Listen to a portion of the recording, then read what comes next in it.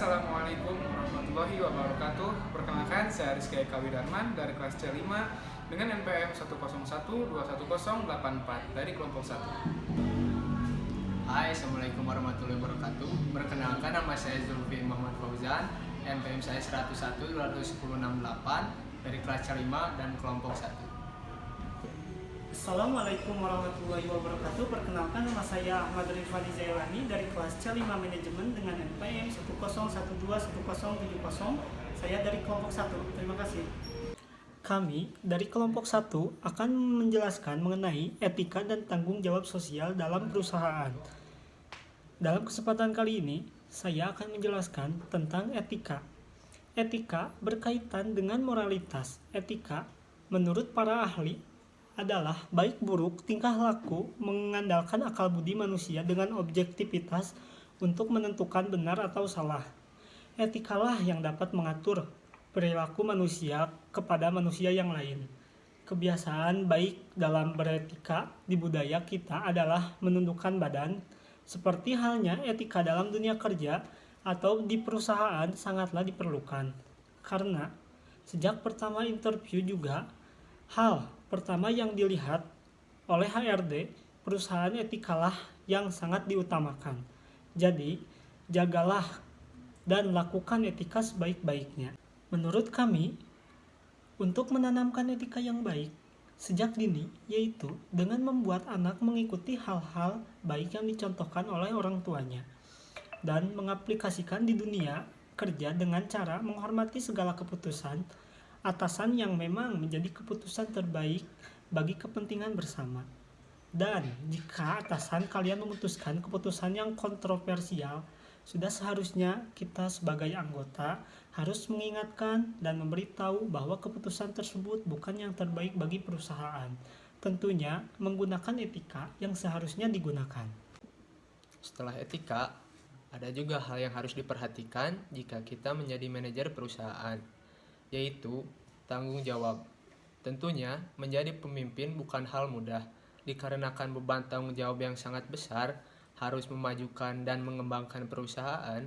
Bank Dunia mendefinisikan tanggung jawab sosial sebagai komitmen bisnis yang memberikan kontribusi bagi pembangunan ekonomi berkelanjutan melalui kerjasama dan karyawan dan perwakilan mereka, baik masyarakat setempat maupun umum, untuk meningkatkan kualitas hidup dengan cara-cara yang bermanfaat baik bagi bisnis itu sendiri maupun pembangunan. Hal ini disebabkan oleh keadaan yang situasional di dunia perbisnisan karena hal-hal tidak terduga pasti akan terjadi. Biasanya pasar akan tiba-tiba mendadak turun dikarenakan seperti halnya krisis moneter di dalam negeri, pandemik, kurang baiknya pengelolaan perusahaan, dan lain-lain. Untuk mencegah hal itu, manajer ditekankan untuk memiliki rasa tanggung jawab untuk memajukan perusahaan agar keterpurukan perusahaan dapat dijauhi dan tidak terjadi kapanpun dan bagaimanapun. Komponen CSR berdasarkan standar Bank Dunia meliputi 1. Perlindungan lingkungan, 2. Jaminan kerja, 3. Hak asasi manusia, 4. Interaksi dan keterlibatan perusahaan dengan masyarakat, 5. Standar usaha, 6. Pasar, 7. Pengembangan, 8. Pelindungan kesehatan, 9. Pemimpin dan pendidikan, 10. Bantuan bencana kemanusiaan bagi perusahaan yang berupaya untuk membangun citra positif perusahaannya. Maka ke-10 komponen tersebut harus diupayakan pemenuhannya. Departemen Sosial Republik Indonesia memberikan batasan pengertian CSR sebagai komitmen dan kemampuan dunia usaha untuk memberikan kepedulian, melaksanakan kewajiban sosial, membangun kebersamaan, melakukan program atau kegiatan kesejahteraan sosial, pembangunan sosial kesejahteraan masyarakat sebagai wujud kesetiakawanan sosial dan menjaga keseimbangan ekosistem di sekelilingnya. Di sini saya akan melanjutkan paparan yang telah dipaparkan oleh Zulfi. Menurut Doherty pada tahun 2003, Tanggung jawab sosial merupakan perkembangan proses untuk mengevaluasi stakeholders dan tuntutan lingkungan serta implementasi program-program untuk menangani isu-isu sosial. Tanggung jawab berkaitan dengan kode-kode etik, sumbangan perusahaan, program-program community relation, dan tindakan mematuhi hukum. Menurut Goider, CSR adalah ekspresi dari tujuan perusahaan dan nilai-nilai dalam seluruh hubungan yang telah dibangun oleh seluruh perusahaan. Nilai-nilai yang ada diartikan berbeda dengan norma yang ada dalam perusahaan. Wujud abstrak dari nilai perusahaan dijadikan acuan dalam memahami dan menginterpretasikan lingkungan sosial perusahaan. Sedangkan wujud konkret dari hasil interpretasi tersebut adalah dalam bentuk tindakan-tindakan dan aktivitas perusahaan dalam kenyataan objektif yang berhubungan dengan masing-masing stakeholder.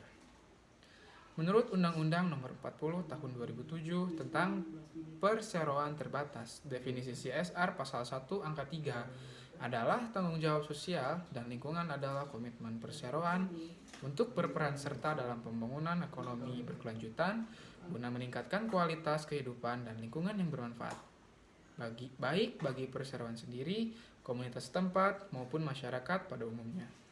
Tanggung jawab sosial perusahaan merupakan konsep tentang nilai dan standar yang dilakukan yang berkaitan dengan operasional perusahaan.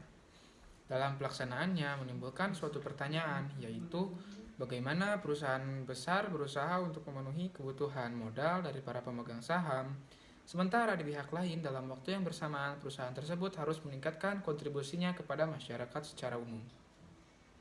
Menurut World Business Council for Sustainable Development atau disingkat WBCSD Infox, pada 2002 mengungkapkan definisi Corporate Social Responsibility atau tanggung jawab sosial perusahaan adalah komitmen bisnis untuk berkontribusi dalam pembangunan ekonomi berkelanjutan, bekerja dengan karyawan perusahaan, kekeluargaan karyawan tersebut, berikut komunitas-komunitas setempat atau lokal dan masyarakat secara keseluruhan.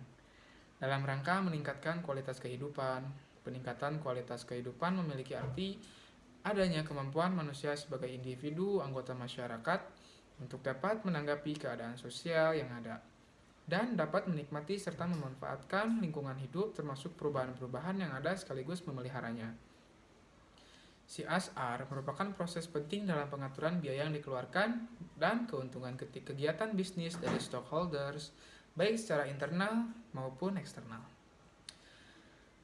Hanya segitu yang bisa saya paparkan tentang tanggung jawab sosial perusahaan. Terima kasih, mohon maaf bila ada kekurangan. Terima kasih telah mendengarkan dari semua penjabaran tentang materi ini. Mungkin sekian dari kelompok kami, saya Rizky Eka pamit. Saya Zulfi Muhammad pamit. Saya Ahmad Rifani pamit. Terima kasih. Wassalamualaikum warahmatullahi wabarakatuh.